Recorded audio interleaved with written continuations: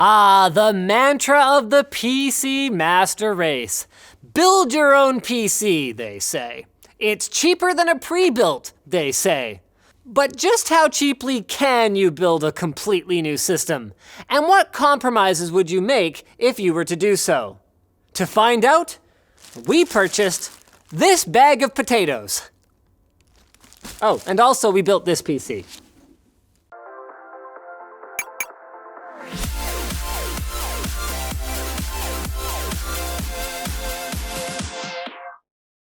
EK Waterblocks' all-aluminum fluid gaming lineup offers great custom-grade water cooling performance for an affordable price. Learn more at the link in the video description. Okay, so the exact spec of the cheapest PC you can build seems to vary a bit depending on the day that you're shopping for it, and also just how ghetto fabulous you want to get. But long story short, we ended up with something, but let's say usable, for $151.99. And to clarify the usable bit there, we actually had managed to find a full system with this single-core Intel Celeron 440 that would have been $1.51 cheaper, but unfortunately, the Acer motherboard it was attached to was a lot funkier than we at first thought, and using it would have required some heavy case modification. So we settled for this slightly more expensive combo, a quad-core AMD A8 3870 and this ECS motherboard. Now, even with the right standoffs, assembly of this thing was nothing short of heroic. We dodged, we spun, we rolled away from the sharp, spiky insides of the Xeon case that we picked up for $23. I swear, around every corner, there must have been a sharp piece of metal just waiting for a finger to run across it. Finally though, still alive but not entirely unscathed, we fired our rig up and installed Windows 10. And with it all assembled now, had a chance to look at what it was that we'd created. At which time, we promptly wished we hadn't, because the build quality of this thing is atrocious. If this were the subject of an LTT review, it would probably go a little something like this. All of the materials of this product feel super cheap, because they are. And the whole system is lighter than some of the laptops that we've reviewed recently. At least I'll give them credit for this. The outside of the case is mostly free of sharp edges, but I still wouldn't recommend performing the old reach around to plug something in the dark if you don't want to get bit by this here wildcat. Rawr. Overall though, in fairness, the look of the case isn't that bad, and it's not like it wouldn't be functional if you are on a tight budget. Though the inclusion of a rear case fan for exhaust would have been a nice touch. With that said, arguably our 400 watt power supply does seem to take care of that job for the most part, probably because the Coolmax i400 runs its fan at full speed, as often as you should be using a condom at a brothel.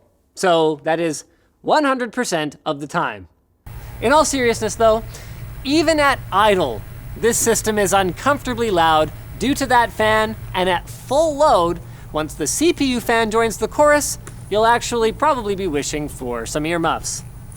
The silver lining here, at least, is that with all that noise, you do get some half-decent thermals, with both the CPU and GPU leveling off at around 64 degrees.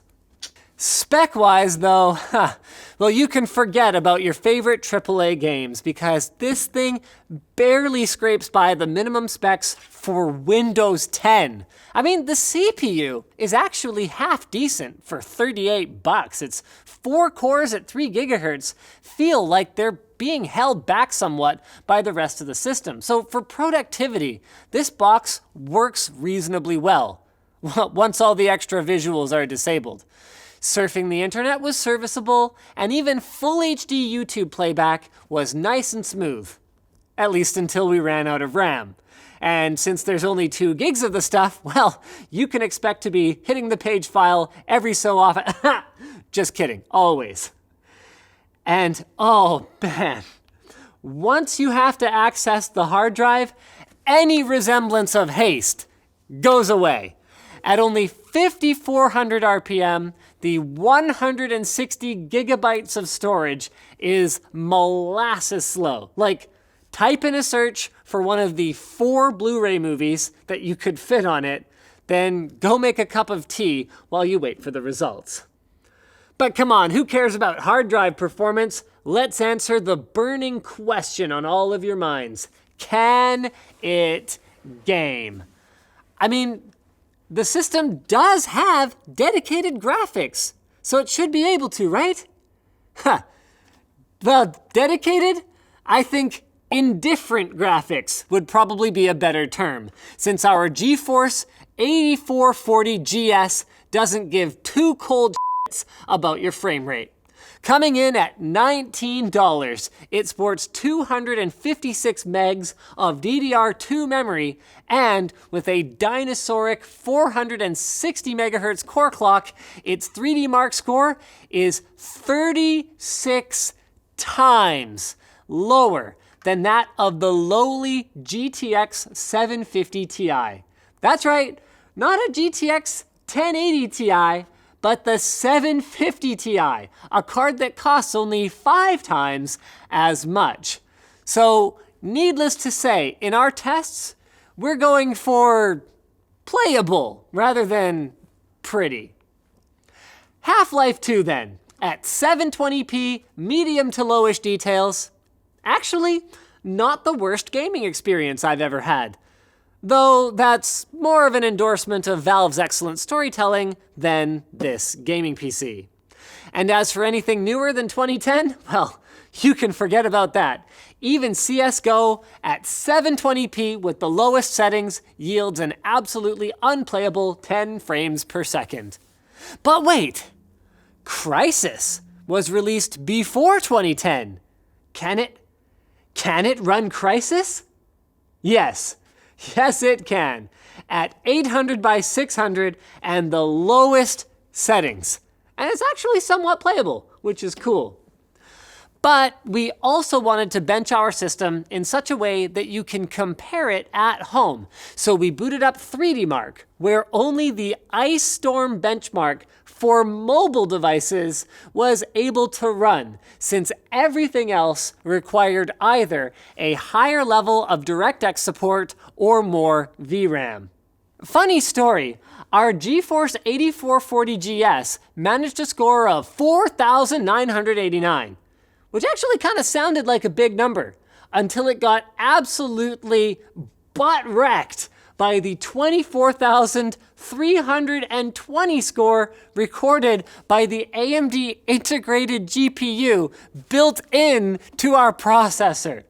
So I guess then that spending that $19 on some Mountain Dew and Doritos would have had a bigger impact on the gaming experience.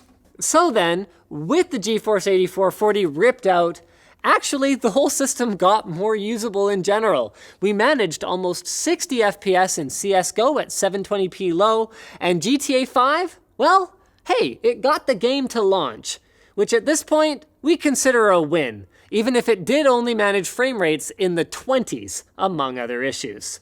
So bottom line, would we recommend this system? Absolutely not. I mean, to be clear, there's still a lot of fun to be had with it. I mean, older titles like Tony Hawk's Pro Skater 4 and emulators worked awesome, but this is a lesson in smart spending. Even if you're on a super tight budget, the cheapest thing on the market is almost never a good value. So our previous guidance still stands. Below a certain price point, you really are actually better off with a pre-built, or going further down, used hardware. No matter how many crack pipes you might find in it, is pretty much the way to go.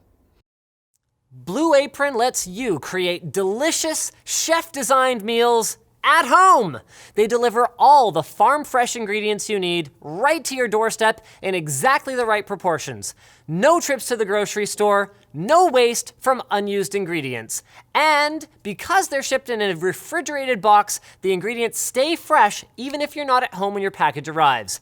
Their whole vision is to develop a more sustainable food system through sustainable fishing, responsible farming, and reducing food waste. So they source their ingredients from quality suppliers, and they offer two types of plans: the 2-person plan and the family plan. There's no commitment, you can skip or cancel at any time, and each meal is between 500 to 800 calories per person and is able to be prepared in 40 minutes or less. They're always adding new dishes every week, so there's tons of variety. So stop making the same old dishes, because the first 100 people will get 3 free meals on their first Blue Apron order by using the link in the video description. So thanks for watching, you guys. I hope you enjoyed this video. If you didn't, well, you know where that button is. But if you did like it, hit the like button, get subscribed, and maybe consider checking out where to buy the stuff we've featured at the link in the video description. Also down there, we're gonna have a link to our merch store, which has cool shirts like this one, as well as our community forum, which you should totally join.